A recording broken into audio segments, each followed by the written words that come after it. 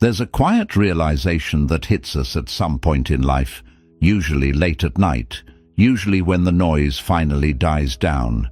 It's not dramatic. It doesn't arrive with panic. It comes almost gently.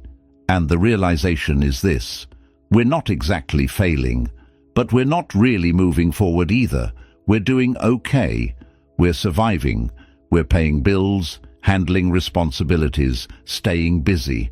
And yet, there's this persistent sense that something isn't adding up, that the effort we're putting in isn't translating into the freedom we imagined it would. And that's confusing, because from the outside, it looks like we're doing everything right. We work hard, we show up, we take responsibility, we try to be disciplined, we try to be smart, we try to be careful, and still the results feel capped, like there's an invisible ceiling we keep bumping into. Not just financially, but mentally, emotionally, energetically. At some point, we have to be honest with ourselves and ask a question that feels uncomfortable at first. What if the problem isn't how hard we're working, but how we're thinking? Because here's the truth. Most people never slow down enough to face. Money doesn't disappear because we don't want it enough. It disappears because we make decisions that quietly leak it. Progress doesn't stall because we lack motivation. It stalls because our thinking defaults back to the same patterns under pressure. And wealth, real wealth, the kind that lasts, is rarely destroyed by one big mistake. It erodes through hundreds of small, emotional, automatic decisions we barely notice ourselves making. This is where the real divide begins. Not between rich and poor, but between reactive thinking and deliberate thinking, between living on default settings and living by design. Most of us are running mental software we didn't choose. We inherited it from family, from school, from culture, from fear. We were taught, directly or indirectly, that safety matters more than leverage, that effort guarantees results, that being busy is a virtue, that stability means success. And none of those ideas are completely wrong. They're just incomplete. And when they run unchecked, they quietly trap us in a loop of effort without compounding. So we grind, we hustle, we stay tired, we stay almost there, and we tell ourselves stories to make peace with it. Once this phase passes, once things calm down, once I make a little more, but the phase doesn't pass. The calm never really arrives, and the extra money, when it comes, doesn't stick the way we thought it would. That's not a character flaw, that's a thinking pattern. The uncomfortable part is realizing this: if our current way of thinking created our current reality, then more effort using the same thinking won't create a different future. It will just give us a louder version of the same life. And this is exactly where the top 1% separate themselves, not by intelligence, not by talent, not even by discipline, but by how they think when life gets uncomfortable, by how they interpret stress, by how they respond to uncertainty, by what they do when emotions spike and clarity drops. Because pressure doesn't reveal character. Pressure reveals thinking.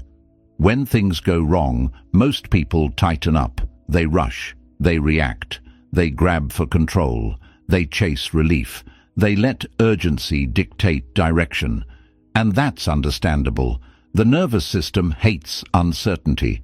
But this is also where wealth quietly slips through the cracks, when short-term relief overrides long-term strategy.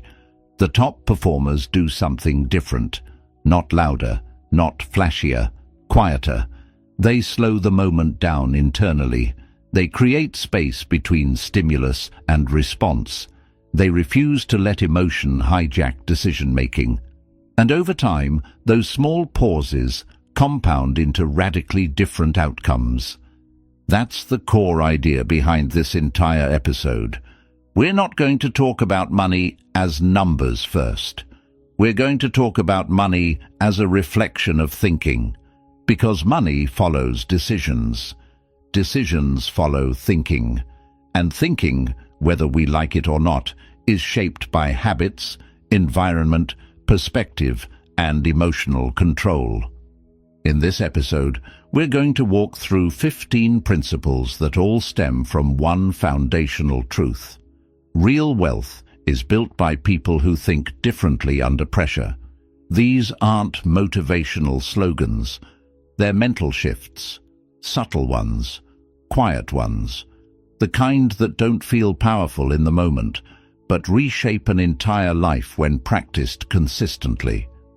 We'll talk about why short-term thinking is the real form of poverty, why working harder often keeps us stuck, why rescuing everything around us quietly destroys growth, why emotionless decisions feel cold but actually create freedom, why time is not a schedule but capital, and why environment is the invisible hand behind almost every choice we make. None of this requires us to become ruthless, or obsessed, or disconnected from life. It requires something far more challenging: honesty. The kind where we stop blaming circumstances and start observing our own patterns. The kind where we notice how we think when no one is watching. The kind where we're willing to admit that some of our habits protect comfort, not progress. This isn't about becoming someone else. It's about removing what's blocking who we're already capable of becoming. And if we stay with this long enough, if we actually let these ideas settle instead of rushing to the next distraction, we might realize something surprising. Wealth stops feeling like something we chase. It starts feeling like something that naturally grows out of alignment, out of clarity, out of decisions that no longer fight each other. So, as we move into the first principle, I want us to hold one quiet intention in mind: not to impress, not to rush, not to fix everything, just to notice. Notice how we think when we feel pressure. Notice what we reach for when we feel uncomfortable. Notice what we avoid when we feel uncertain. Because awareness is where every real shift begins, and from here, we start changing the operating system. Before we go further, real quick, if this is already putting words to something we've felt but never fully named, hit like and leave a short comment with the word shift, because it tells the algorithm this kind of deeper work matters. And it also tells us we're not doing this alone. Now let's start with the first principle, because everything else depends on it, and it's almost embarrassing how long we can live without noticing it. The default mindset is designed to keep us average, not because anyone is personally out to get us, but because most of what we absorbed about money and success was built for stability, not freedom. And stability sounds noble until we realize it often means don't rock the boat, don't take risks. Be grateful for what you have, and keep your head down. And again, none of that is evil, but if we never upgrade it, it becomes a cage that feels like responsibility. Think about how our brain behaves when we see someone doing better than us. There's often a strange mix of admiration and irritation, like part of us wants to learn and another part wants to dismiss. And that dismissal usually comes with a story. They got lucky. They had connections. They're probably doing something shady. Or the most dangerous one, that's not for people like us. That last line is the operating system speaking. It's the inherited identity trying to protect itself from discomfort. Because if we admit something is possible, we also have to admit we've been choosing patterns that keep it out of reach. So the mind chooses the easier option. It makes the goal feel unrealistic, so we don't have to face the gap between our potential and our habits. This is what default settings really means. It means we react instead of design. We spend based on mood instead of plan. We say yes to things that drain us because we're afraid of tension. We avoid learning the skills that would change our income because the beginner stage feels humiliating. We keep our world small because a bigger world would require a bigger version of us. And we can feel how heavy that is because it creates a life where we're always working, always busy, always handling things, but somehow never building the kind of momentum that gives us breathing room. The top 1% don't magically have fewer problems. They just don't let default settings make their decisions. They question their impulses like a scientist questions a hypothesis. They don't treat every desire as truth. They don't treat every fear as a warning. They notice the pattern. Whenever we feel stress, we chase relief. Whenever we feel uncertainty, we chase control. Whenever we feel small, we chase validation. And then they do something quiet but powerful. They interrupt the loop. They pause long enough to choose a different move, even if it feels unnatural at first. So here's the simplest way we can practice this principle today. We pick one area where we know we're on autopilot: spending, scrolling, procrastinating, people-pleasing, avoiding a difficult conversation. And we stop calling it just who we are. We call it what it is, a setting we learned. And anything learned can be unlearned. That's not motivational, that's reality. We don't need to become perfect, we just need to become deliberate. Because once we step out of default thinking, we start seeing the real enemy clearly. And it isn't a person, and it isn't the economy. It's short-term thinking that trades tomorrow for comfort today. Short-term thinking is the real poverty, and I don't mean that in a moral way like we're bad for wanting comfort. I mean it in a practical way, like a diagnosis that explains why we can do a lot and still feel stuck.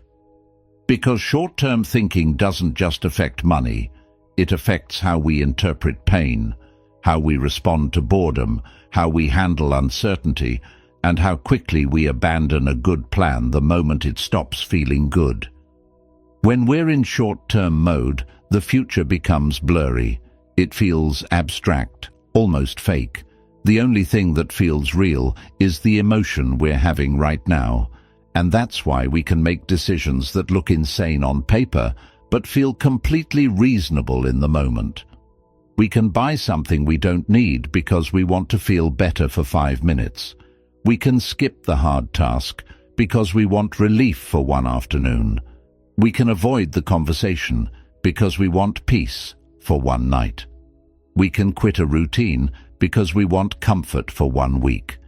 And then later, when the bill arrives, financially or emotionally, we tell ourselves we didn't know.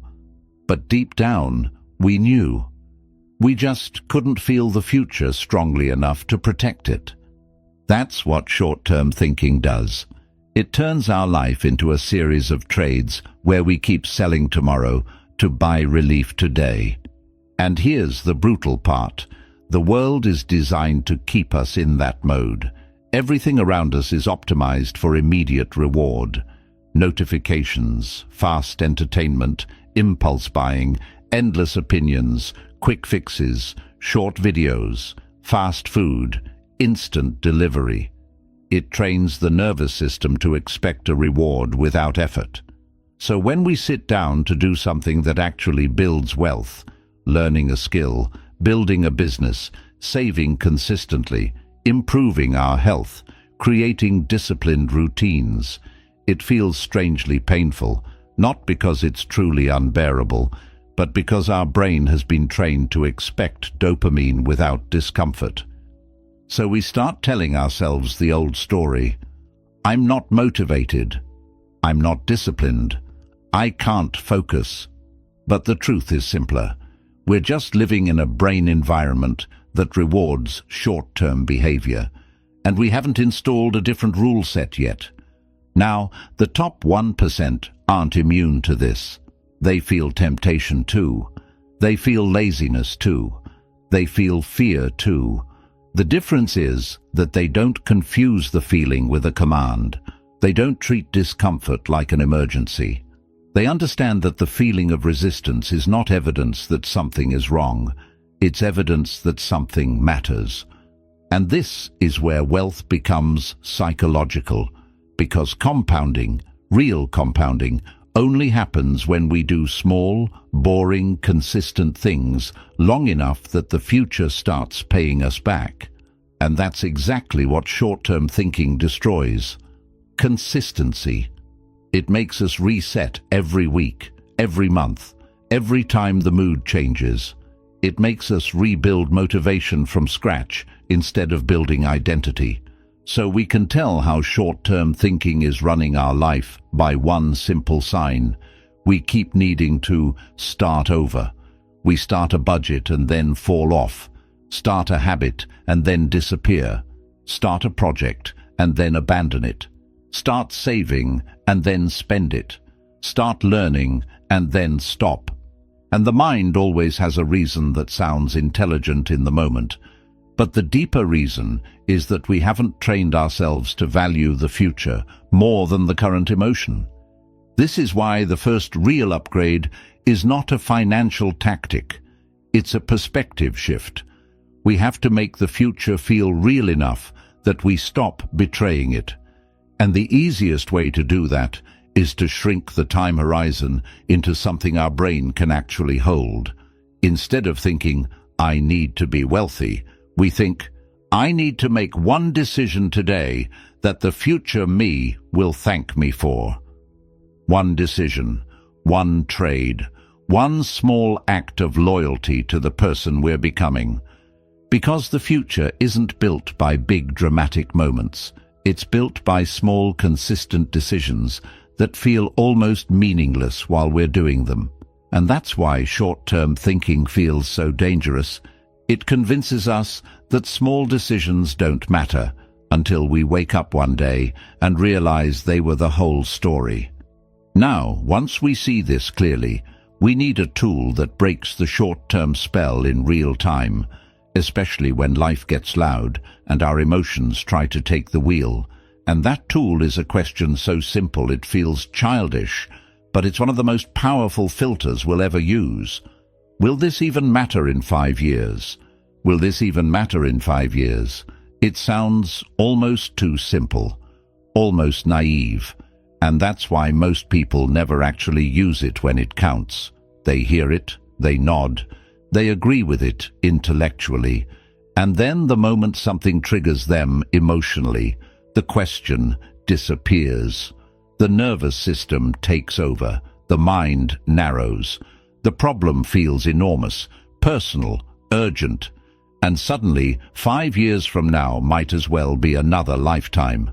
But this question, used honestly in real moments, is one of the quiet dividing lines between people who stay reactive and people who build leverage. Because what the 5-year filter really does is this: it pulls us out of the emotional present and places us back into time. When something goes wrong, the brain collapses time. It makes now feel like forever. A mistake feels permanent. A loss feels defining. A setback feels like proof that we're off track. And inside that collapse, we overreact. We send the message we shouldn't send. We spend money to change the feeling. We abandon a good plan because the discomfort feels unbearable. We turn a moment into an identity. The 5-year question stretches time back out. It reminds us that most of what feels catastrophic today will barely register later, if it registers at all. Not because it didn't matter, but because it didn't compound. And wealth, in every form, is built on compounding, not on moments. Think about your own life. The things that truly changed it probably weren't the loud emergencies. They were the quiet decisions, the habit you kept, the skill you stuck with, the relationship you invested in, the boundary you finally held. Those are the things that echoed forward. Most of the drama didn't. And this is where the 5-year filter becomes more than perspective. It becomes a protector. It protects our energy from being drained by things that don't deserve it. It protects our focus from being hijacked by urgency. It protects our identity from being rewritten by every emotional spike. When we ask, will this matter in 5 years? We're not dismissing the problem. We're placing it in its proper size. We're deciding how much of our life it's allowed to consume. Sometimes the answer is yes. Sometimes it will matter. And when the answer is yes, the response changes. We don't panic. We plan. We don't react. We strategize. We don't collapse. We organize. The question doesn't make us passive. It makes us precise. But most of the time, the honest answer is no. And that's where the real power is. Because when we realize something won't matter, we stop feeding it with attention it can't repay. This is especially important financially. So many financial mistakes aren't caused by ignorance. They're caused by emotional urgency, spending to soothe stress, investing to escape boredom, taking shortcuts to avoid discomfort, chasing fast wins because patience feels too slow. And the 5-year filter cuts through all of that by forcing a different loyalty to the future version of us. Here's a subtle but important shift that happens when we use this question consistently. We stop asking, how do I feel about this right now? And start asking, how will I respect myself for this later? And those two questions often lead to very different decisions. The first protects comfort. The second protects direction. And direction is what compounds. Now, once we start using the 5-year filter, something interesting happens. We begin to notice that not everything urgent is important. In fact, a lot of urgency is just noise wearing a serious mask. Emails, messages, small conflicts, requests that feel pressing but don't actually move our life forward. And if we're not careful, we end up spending our best energy responding instead of building. That realization leads directly into the next shift, one that changes how we triage our entire life. The difference between urgency and importance. Because until we learn to separate those two, we'll stay busy and still feel like we're standing still. Urgency and importance are not the same thing, but they feel identical when we're inside the moment. That's the trap. Urgency shows up with noise, with pressure, with a demand for immediate attention. Importance, on the other hand, is usually quiet. It doesn't shout. It doesn't interrupt. It waits. And if we're not careful, we end up giving our best energy to what screams the loudest instead of what actually shapes our life. When we live in urgency, our days get filled fast. Messages answered, fires put out, problems handled, people satisfied. And by the end of the day, we're exhausted, but strangely unfulfilled, because nothing truly moved, nothing compounded. We were active, but not effective, busy, but not intentional. This is one of the most subtle ways people stay financially and mentally stuck. Urgency tricks us into believing that movement equals progress, that responsiveness equals responsibility, that availability equals value. But if we're honest, a lot of what feels urgent is just other people's priorities spilling into our time, other people's anxiety, other people's lack of planning, other people's emotional needs. And when we let that define our schedule, our life slowly becomes reactive instead of directional. Importance works differently.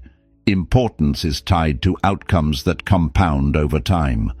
Learning a skill, building something slowly, protecting health, thinking strategically, having difficult but necessary conversations, designing systems instead of fixing symptoms.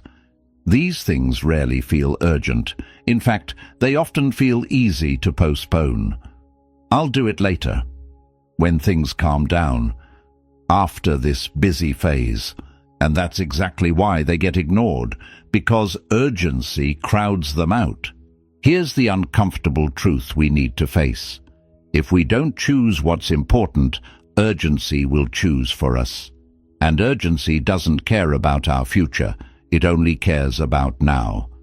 This is where many of us confuse stress with significance. We assume that because something feels stressful, it must matter. But stress is not a reliable indicator of importance. Sometimes stress is just a sign that we haven't built boundaries, or systems, or clarity. Sometimes stress is just friction between who we're trying to become and the habits we're still carrying.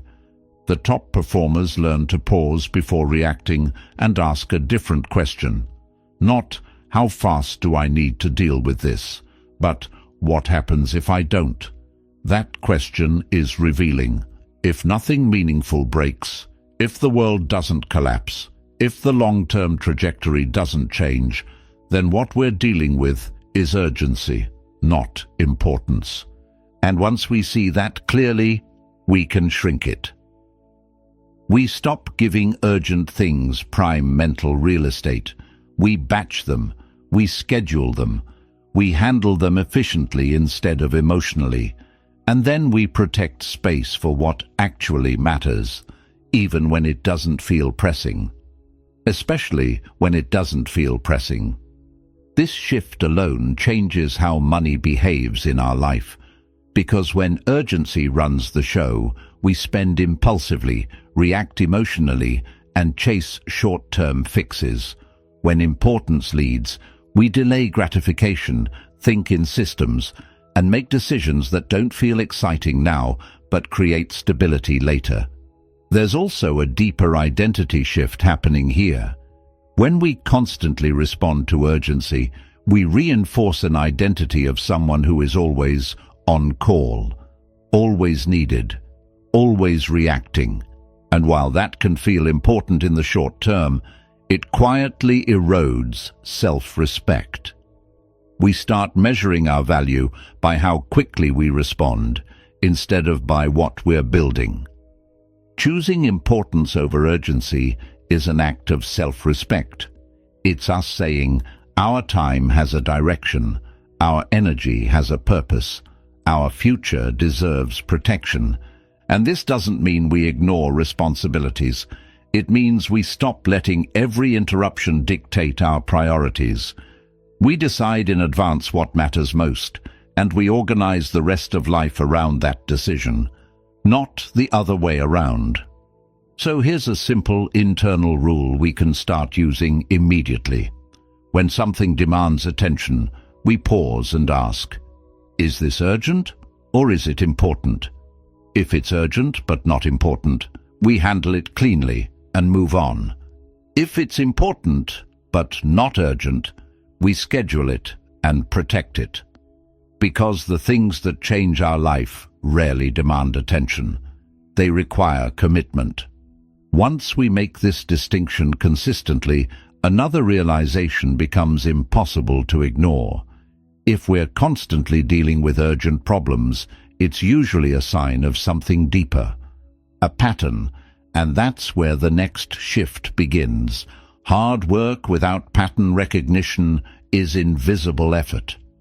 And this is one of the most painful realizations we can have, because it forces us to confront a truth we've been avoiding for a long time. Effort alone doesn't guarantee progress. It guarantees exhaustion. It guarantees motion. But it does not guarantee leverage. Most of us were taught that if we just work harder, stay disciplined, and push through resistance, things will eventually break in our favor. And sometimes they do, temporarily. But then the same problems return. The same stress, the same financial pressure, the same feeling of running fast without really going anywhere. That's when confusion sets in. We start asking, why isn't this working? And instead of questioning the structure, we question ourselves. But the issue is rarely a lack of effort. It's a lack of pattern awareness. When we don't recognize patterns, we end up solving the same problem again and again, as if it were new each time. We treat symptoms instead of causes. We put out fires instead of asking why the fire keeps starting in the same place. And because we're busy reacting, we never slow down enough to see the repetition. This is what makes effort invisible. It doesn't compound. It doesn't stack. It resets. Think about how this shows up in everyday life. We feel stressed about money, so we work more hours. That helps for a moment. Then the stress returns. We feel behind, so we push harder. Still, nothing really changes. Or we feel overwhelmed, so we power through instead of redesigning the system that creates overwhelm in the first place. The relief is temporary, but the pattern remains untouched. Pattern recognition asks a different kind of question. Not, how do I fix this? But, why does this keep happening? That question shifts us from labor to leverage. It forces us to step back and observe our life like a system instead of a series of random events. When we start doing that, uncomfortable clarity shows up. We notice that the same financial stress appears after the same behaviors. The same conflicts appear after the same compromises. The same burnout appears after the same scheduling choices. Different days, same structure. This is where the top performers separate themselves quietly. They don't take pride in solving the same problem twice. They don't romanticize struggle. They don't confuse endurance with intelligence. If something keeps repeating, they assume the system is broken, not that they need to suffer more. And this applies far beyond money. It applies to health, relationships, focus, and energy. If we keep losing momentum, it's not because we're weak. It's because we're operating inside a design that guarantees that outcome. Once we see that, hard work stops being the hero. Observation becomes the hero. We begin to treat our life like a machine that can be redesigned. We ask where friction shows up repeatedly. We look for bottlenecks. We notice where energy leaks. We stop blaming the day and start questioning the structure. And that's when effort finally starts to matter, because it's being applied to the right level. This shift is subtle, but it changes everything. We move from doing more to doing smarter, from grinding to building, from reacting to designing. And here's the key insight. Wealth is rarely built by people who work the hardest in the moment. It's built by people who remove the need to work hard on the same thing over and over again. That's why pattern recognition is a wealth skill. It turns effort into investment. It turns struggle into information. And it turns chaos into something we can actually shape. Once we understand this, the next step becomes obvious. Seeing patterns isn't enough. Awareness alone doesn't change outcomes. We have to ask one more question, one that takes us from insight to transformation. Is this the same problem, just wearing a different mask? Is this the same problem, just wearing a different mask? That question sounds simple, almost obvious, and yet it's one of the rare questions that can stop years of repetition in a single moment. Because the moment we ask it honestly, something shifts. The story that our life is chaotic, unlucky, or unpredictable starts to crack. And in its place, a quieter realization begins to form. Maybe things aren't random at all. Maybe they're patterned. We usually don't want this to be true at first. Randomness feels safer. If things are random, then nothing is really our responsibility. But patterns imply design. And design implies that if something keeps happening, it's happening through us, not just to us. When the same problem shows up again and again, we tend to rename it. We treat each version as a fresh challenge. New context, new people, new timing. But beneath the surface, it's often the same structure repeating itself. The same decision made under stress, the same avoidance, the same emotional trigger, the same boundary we don't enforce, the same habit we swear we'll fix next time. Different mask, same face. Think about how this shows up financially. One month it's overspending because we were stressed. Another month it's a necessary purchase because we deserved it. Another month it's an unexpected expense that somehow wasn't really unexpected. On the surface, these look like separate events. But when we slow down, we see the pattern. Money leaks when emotion leads. The mask changes, but the mechanism doesn't. Or think about work. One job feels toxic. Then another job feels draining. Then another job feels unfulfilling. We tell ourselves we just haven't found the right environment yet.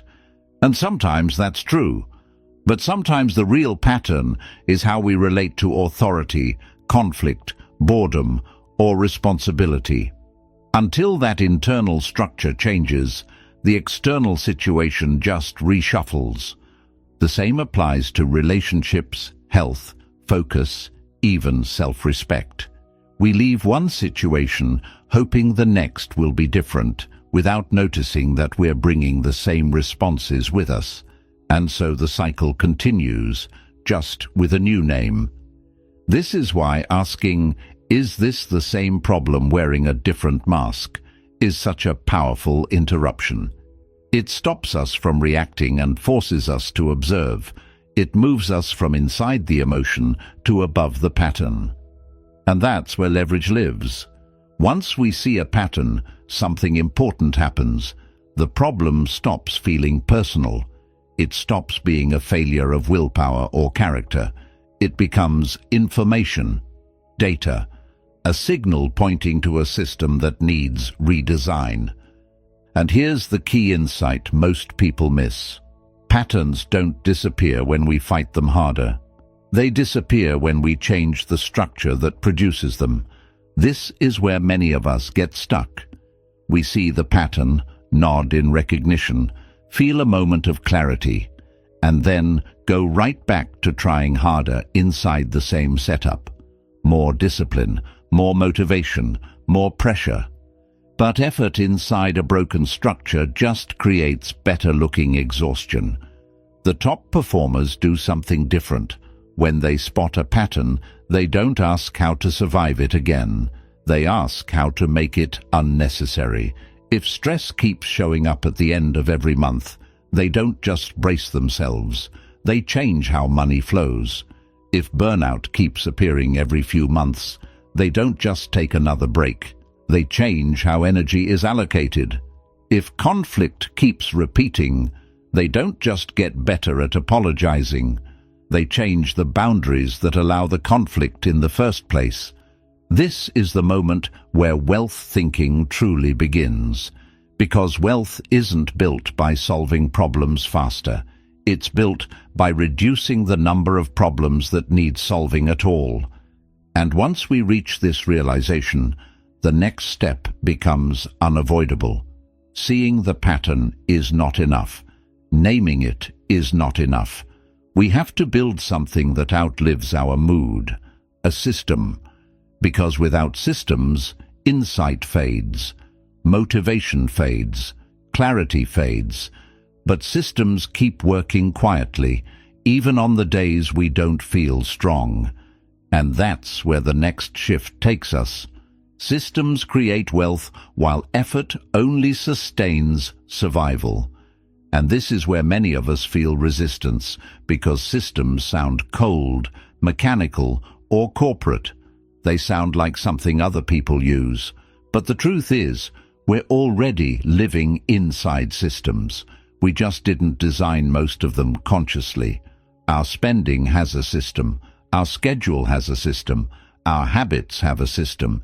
Even our stress has a system. The question isn't whether we have systems. The question is whether they're accidental or intentional. When we rely on effort alone, everything depends on how we feel that day. If we're motivated, things move. If we're tired, they stall. If we're stressed, we regress. That's survival mode. It's reactive. It's fragile. And it explains why progress often collapses the moment life applies pressure. Effort is expensive. It demands energy every time. Systems, on the other hand, make the right action easier than the wrong one. This is why systems compound while effort resets. Think about the difference between someone who tries to save money and someone who has an automatic transfer set up the day they get paid. The first person relies on discipline. The second relies on design. One feels like constant sacrifice. The other feels almost invisible. Over time, the results diverge massively, not because one person is stronger, but because one person removed friction. The same logic applies everywhere. Someone who tries to work out versus someone whose routine is anchored to the same time and place every day. Someone who tries to focus versus someone who has structured their environment to reduce distraction. Someone who tries to control spending versus someone who removed temptation upstream. Systems don't fight human nature. They work with it. This is where wealth thinking becomes practical. When we notice a repeating problem, the correct response isn't to promise ourselves we'll be better next time. It's to ask, what system would make this problem unlikely to happen again? Not impossible, just unlikely. Because even a small reduction in friction, repeated over time, changes everything. And this is also where many people unknowingly cap their growth. They keep fixing things personally because it feels responsible.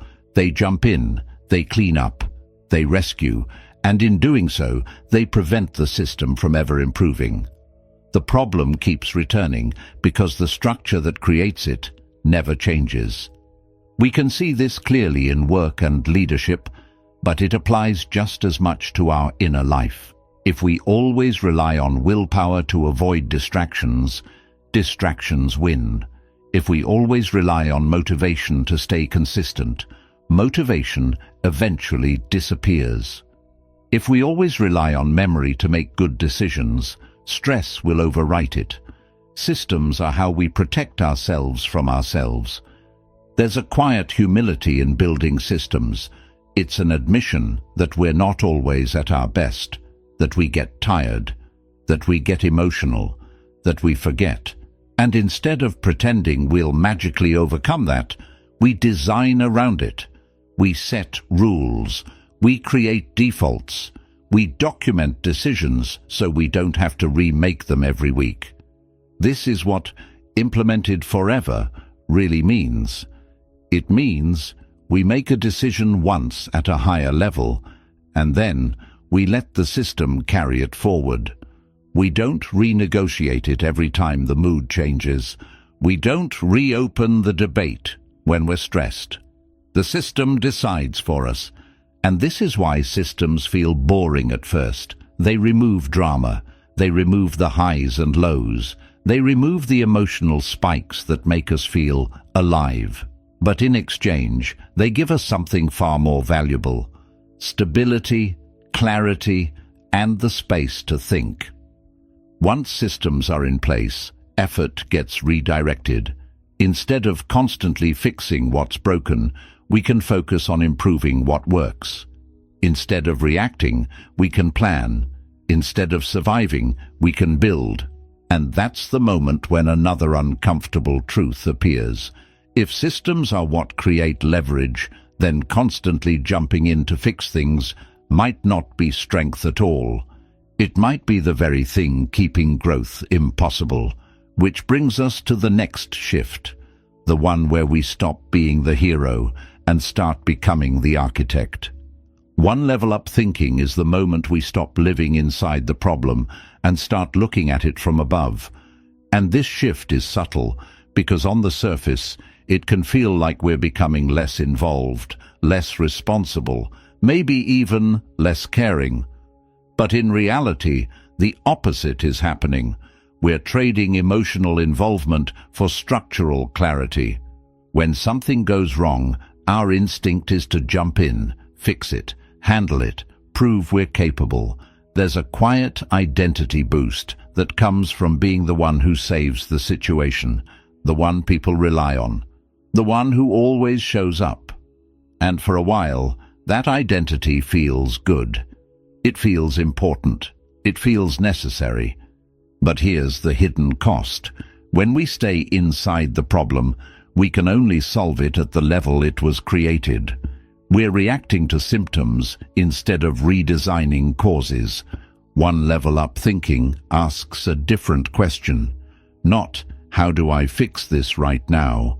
But, if I were responsible for the entire system, what would I change so this doesn't keep happening? That question forces distance. It pulls us out of urgency and into architecture. Imagine looking at your life the way a board member would look at a company, not emotionally attached to every small fluctuation, but focused on structure, flow, incentives, and bottlenecks. From that vantage point, some things become immediately obvious. Certain problems are predictable, certain behaviors are misaligned, certain resources are being wasted, certain priorities are unclear, and none of that is visible when we're trapped in reaction mode. This is why thinking one level up often feels uncomfortable. It requires restraint. It requires letting small problems exist without immediately absorbing them. It requires trusting that growth comes from design, not constant intervention. And this applies everywhere. In work, one level up thinking means we stop answering every question and start clarifying processes. In money, it means we stop reacting to expenses and start controlling cash flow. In relationships, it means we stop managing emotions moment to moment and start defining standards. In personal growth, it means we stop chasing motivation and start building structure. The moment we think one level up, our role changes. We're no longer the operator whose value comes from effort. We become the architect whose value comes from foresight. And here's the part most people miss. Architects don't feel busy all the time.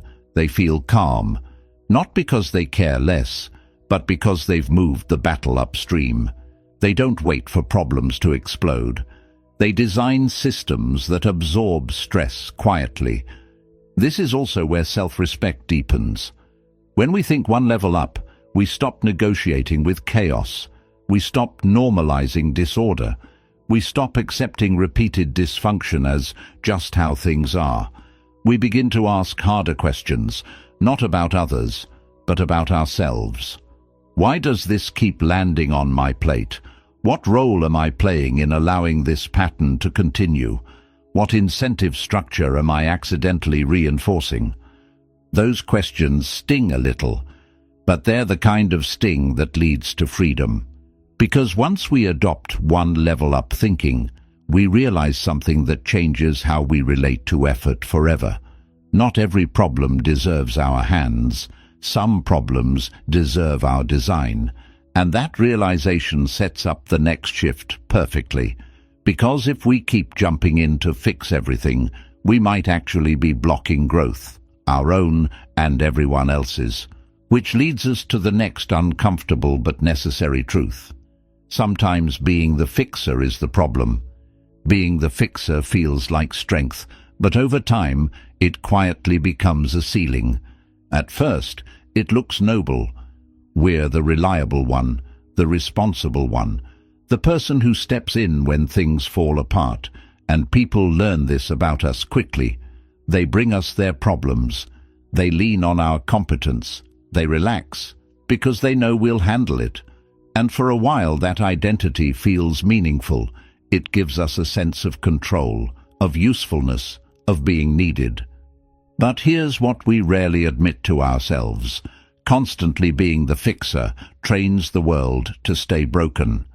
When we always jump in, nothing else is forced to grow. Other people don't build skill.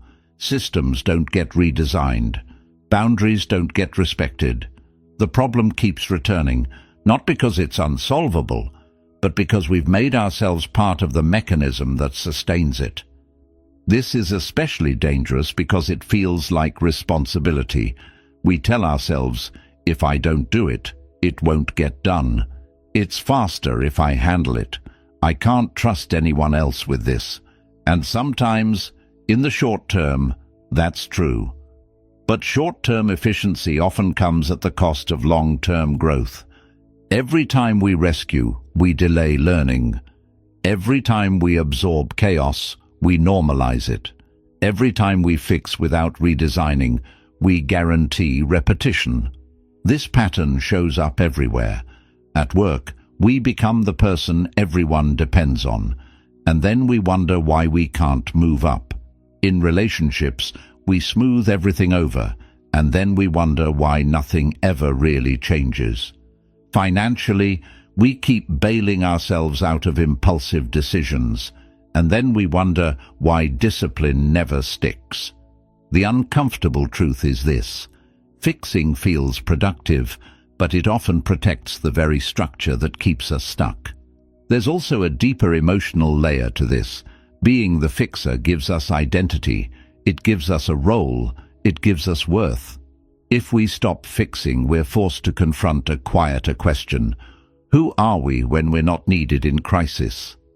That question scares a lot of us more than burnout does. So we keep rescuing, we keep stepping in, we keep staying busy, because chaos gives us purpose.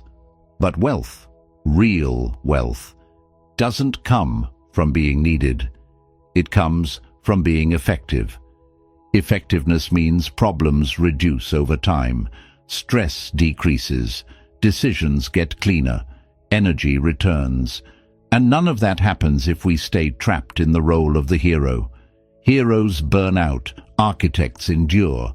This is why the shift from operator to architect is so important. The architect doesn't rush in. The architect observes. The architect asks, why did this fail? Instead of, how do I save it? The architect designs conditions where the same failure is less likely next time. And this doesn't mean we abandon responsibility. It means we upgrade it. We stop fixing outcomes and start fixing causes. We stop absorbing stress and start redesigning flow. We stop being impressive in emergencies and start being effective in systems. There's a moment when we first pull back that feels deeply uncomfortable. Things wobble. People are confused. Silence appears where urgency used to live, and our instinct is to jump back in and restore the old rhythm.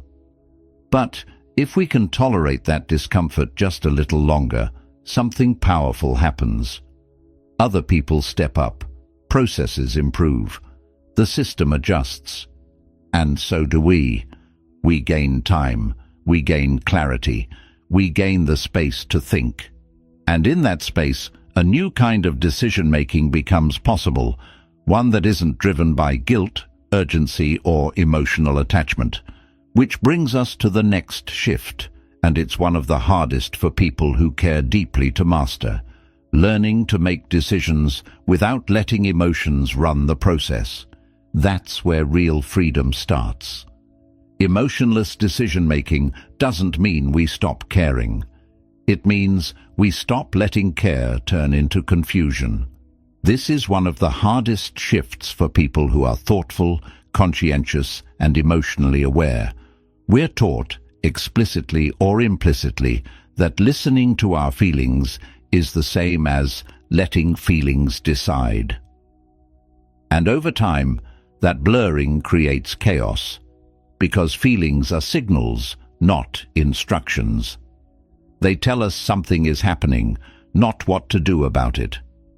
When emotions run the decision process, everything becomes negotiable. Boundaries soften, standards slip, we hesitate, we delay, we justify, We replay conversations. We look for reassurance. And while we're busy processing how we feel, the window for a clean decision quietly closes. Emotionless decision-making is about separating information from authority. Our emotions are allowed to speak. They're just not allowed to vote. Think about how many decisions in our life were made emotionally and then defended intellectually afterward. We felt something first: fear, guilt, excitement, relief. And then the mind rushed in to build a story that made the choice seem rational. And once the story is built, changing course feels like betrayal. Not because the decision was good, but because our identity is now attached to it. This is why emotional decisions are so sticky. They don't just affect outcomes, they lock us into narratives. The people who build real wealth learn to interrupt that process early. They don't suppress emotion, they slow the timeline. They refuse to decide at the peak of feeling. They give themselves space between stimulus and response, not to avoid action, but to remove distortion. A useful internal rule emerges here. No major decision is made at emotional temperature. If we're angry, we wait. If we're euphoric, we wait. If we're scared, we wait. Not forever, just long enough for the feeling to pass so the facts can surface. Because facts are calm. Facts don't rush. Facts don't argue. They just sit there, waiting to be noticed. And once facts are visible, decision-making becomes strangely lighter. The drama falls away. The what-ifs lose power. The choice may still be difficult, but it becomes clean. We know what needs to be done, even if we don't love how it feels. This is where freedom begins. Freedom isn't doing whatever we want in the moment. Freedom is not being controlled by the moment. It's being able to choose in alignment with direction, not mood. And over time, that ability compounds into self-trust. We stop second-guessing ourselves because we know our decisions weren't made impulsively. They were made deliberately. This shift shows up everywhere. Financially, it means we stop spending to change feelings and start spending to serve strategy. Professionally, it means we stop avoiding uncomfortable calls and start having necessary conversations. Relationally, it means we stop staying out of guilt and start choosing based on alignment. And the strange thing is, once we make decisions this way consistently, emotions actually calm down. Not because we ignore them, but because they no longer have to scream to be heard. There's a quiet confidence that comes from knowing we won't abandon ourselves under pressure. But to make this practical, we need a structure, a way to separate emotion from evidence without overthinking, a tool that works even when we're tired. That tool is simple, almost boring, and that's why it works. 2 columns, facts on one side, feelings on the other, and in the next part, we'll slow down and learn how to use that rule to make decisions that don't haunt us later. Decisions we can stand behind even when the mood changes. The 2-column rule looks almost too plain to matter. No clever language, no psychology jargon. Just a page divided in half. And yet, when we actually use it, it has a strange power to cut through years of confusion. On the left side, we write the facts, not interpretations, not assumptions, not stories, just what is objectively true. Numbers, behaviors, repeated outcomes, timelines, what happened, how often, and with what result. This column is cold in the best way. It doesn't care how we feel about the situation. It only records what is. On the right side, we write the feelings, everything that's loud inside us: fear, guilt, anger, attachment, nostalgia, hope, anxiety, Excitement. The emotional weight we're carrying around the decision. This column matters too. We don't ignore it. We just don't confuse it with evidence. Most of our internal chaos comes from mixing these two columns into one blur. We feel anxious, so we assume something is wrong. We feel guilty, so we assume we owe someone more time. We feel excited, so we assume a decision is good. We feel afraid, so we assume a decision is dangerous. But feelings are reactions, not conclusions. When we separate them on paper, something interesting happens. The emotional charge starts to drop. Not because the feelings disappear, but because they're no longer driving in secret. They're visible, contained, named. And once they're named, they lose their ability to quietly hijack the process. This is where clarity shows up. We might notice that the facts haven't changed in months, even though our feelings fluctuate every week, or that the numbers keep pointing in the same direction, while our emotions keep trying to renegotiate. Or that the situation has been draining us consistently, even though we keep hoping it will magically improve. That's when the rule becomes firm. The decision is made from the facts column, not because we're heartless, but because the facts are stable and emotions are weather. And we don't build long-term outcomes based on weather. This is especially powerful when it comes to money and work. We might feel attached to a project because we've invested time. We might feel loyal to a role because it once felt meaningful. We might feel hopeful about something that hasn't produced results in a long time. But when we look at the facts, income trends, growth, energy cost, opportunity cost, the answer often becomes obvious, even if it's uncomfortable.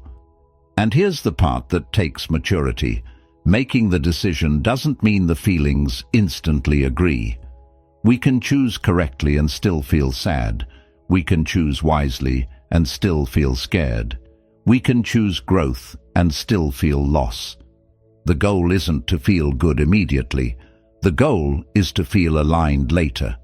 Over time, something powerful happens when we practice this consistently. We stop fearing our emotions because we know they won't trap us. We stop delaying decisions because we trust the process. And we stop carrying the mental weight of unresolved choices because we close loops instead of endlessly revisiting them. This is one of the quiet advantages of people who build real wealth. They don't spend years in emotional limbo. They decide, they adjust, they move forward, and because they do, they free up enormous mental space. That space matters, because once decisions get cleaner, another resource becomes visible, one we've been leaking without noticing: time. And when we finally see time for what it really is, everything accelerates in a way that feels almost unfair to our old self. That's where we go next. Time is not a schedule, it's capital. And the moment we truly understand that, our relationship with life begins to change in ways that feel both empowering and uncomfortable. Most of us treat time like empty space we're trying to fill. Appointments, tasks, messages, obligations. We look at a calendar and think in terms of availability, not value. Do I have time for this? Instead of, is this worth my time? And slowly, without noticing, our days get crowded with things that feel necessary but don't actually move us forward. Capital behaves differently. Capital is protected. It's invested carefully. It's allocated with intention. It's expected to produce a return. And when something consistently loses money, it gets cut, no matter how familiar or emotionally attached we are to it. When we start treating time like capital, that same logic applies.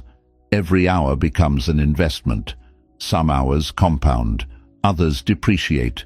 Some produce clarity, energy, progress.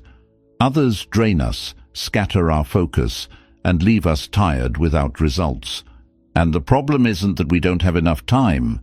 The problem is that we're investing it without a strategy. This is why so many people feel constantly busy, but strangely behind. Their time is being spent, not invested. It's going toward maintenance instead of growth, toward reaction instead of creation, toward keeping things from falling apart instead of building something that stands on its own. And here's the uncomfortable realization that comes with this shift. A lot of how we spend time has nothing to do with necessity and everything to do with avoidance. We say yes because saying no feels awkward. We stay busy because stillness feels confronting. We respond immediately because delay feels like irresponsibility. But when we step back and look honestly, many of these choices produce no real return. They just preserve familiarity. People who build real wealth are ruthless about time, not because they're cold, but because they understand opportunity cost. They know that every hour spent on low-value activity is an hour not spent on something that compounds, learning, building, thinking, strengthening health, or deepening meaningful relationships. And they also understand something subtle. Context switching is expensive. Every interruption fragments attention. Every quick call costs far more than the minutes it takes. It breaks momentum. It drains cognitive energy. It pulls us out of deep work and forces us to start over. And when this happens repeatedly, our days become shallow. Not because we lack intelligence, but because we never stay with one thing long enough for insight to emerge. So treating time as capital means we stop scattering it. We batch, we protect blocks, we reduce interruptions, we create space for depth. Not because depth sounds impressive, but because depth is where value is created. This shift often feels selfish at first. We worry that protecting our time makes us less available, less helpful, less good. But over time, the opposite becomes true. When we manage time as capital, our presence improves. Our decisions sharpen. Our energy stabilizes. We show up better in the hours that matter because we're no longer exhausted by the hours that don't. And there's another layer to this that's easy to miss. When we don't value our time, we teach others not to value it either. We signal, quietly, that interruptions are welcome, that our focus is negotiable, that our direction can be overridden. But when we protect time consistently, a boundary forms. And boundaries don't push people away. They clarify how we operate. Once time becomes capital, something else becomes obvious. We need a way to see where it's actually going, not in theory, in reality. That's where the next shift comes in, the one that turns our calendar into a mirror we can't ignore. When we audit our calendar honestly, it stops being a planning tool and starts becoming a mirror. And mirrors are uncomfortable, not because they lie, but because they don't. A calendar doesn't care about our intentions. It doesn't care about our goals, our self-image, or the story we tell ourselves about what we value. It only records what we actually did, where we showed up, what we gave time to, what we postponed, what we avoided. And when we look at it through that lens, a quiet truth becomes impossible to ignore. Our calendar is already a financial statement. We just haven't been reading it that way. Every block of time has a return. Some returns are obvious: income, progress, skill. Others are hidden: energy gained or lost, clarity built or destroyed, momentum strengthened or weakened. And just like with money, the danger isn't the big, obvious expense. It's the small, recurring leaks.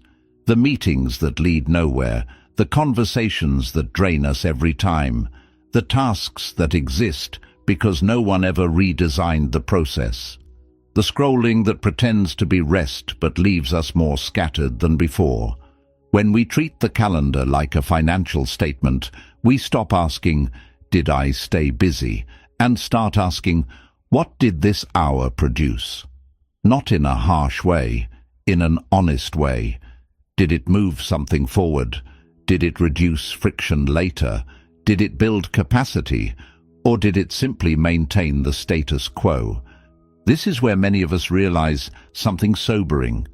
A lot of our time is spent servicing the past, old commitments, outdated roles, habits that once made sense but no longer fit who we're becoming. And because they're familiar, we keep paying them, week after week, month after month, without questioning the return. People who build real wealth do the opposite. They allocate time the way an investor allocates capital. High-return activities get protected. Low-return activities get minimized, delegated, batched, or removed. Not because they're lazy, but because they're strategic. They understand that time, like money, should be working for them, not quietly draining them. There's also a deeper psychological shift here. When we audit our calendar, we're forced to confront the gap between who we say we are and how we actually live. We might say growth matters, but the calendar shows no space for learning. We might say health matters, but the calendar shows constant exhaustion.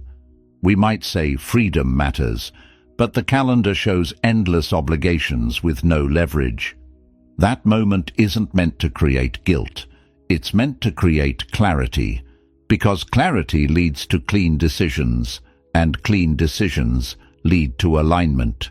So a simple practice emerges. Once a week, we look at the calendar and ask 3 questions. What gave energy? What drained it? What actually compounded? And then we make one small adjustment. One meeting shortened.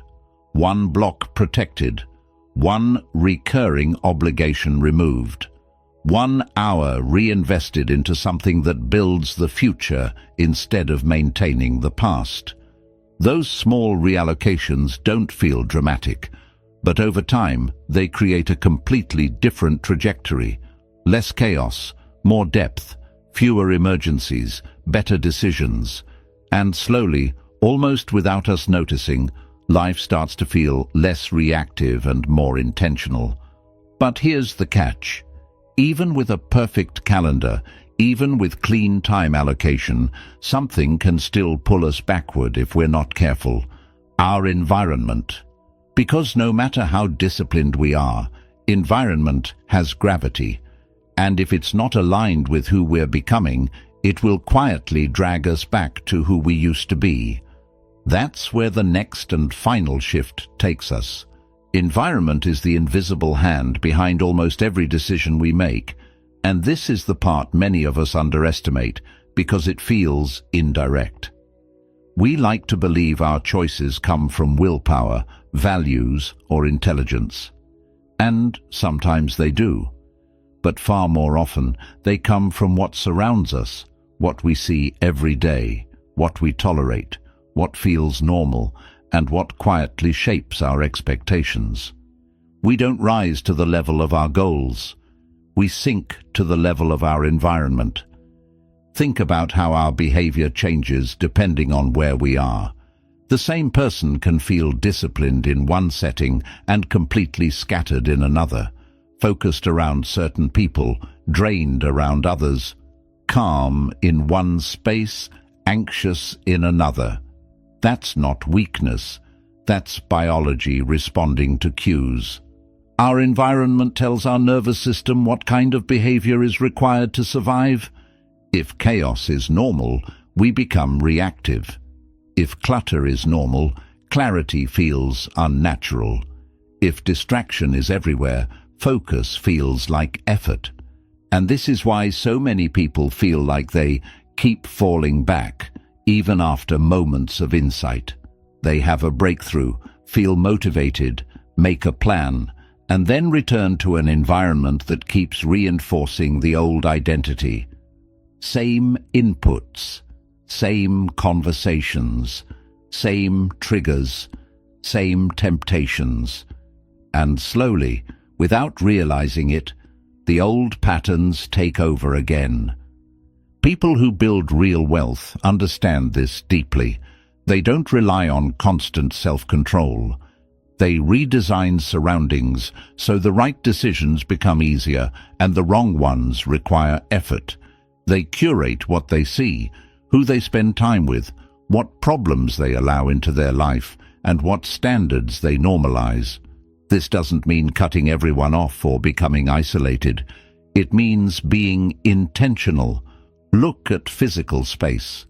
A messy environment constantly pulls attention outward. It creates low-grade stress we adapt to without noticing. Order does the opposite. It reduces cognitive load. It creates calm. It signals to the brain that things are under control. Look at digital space.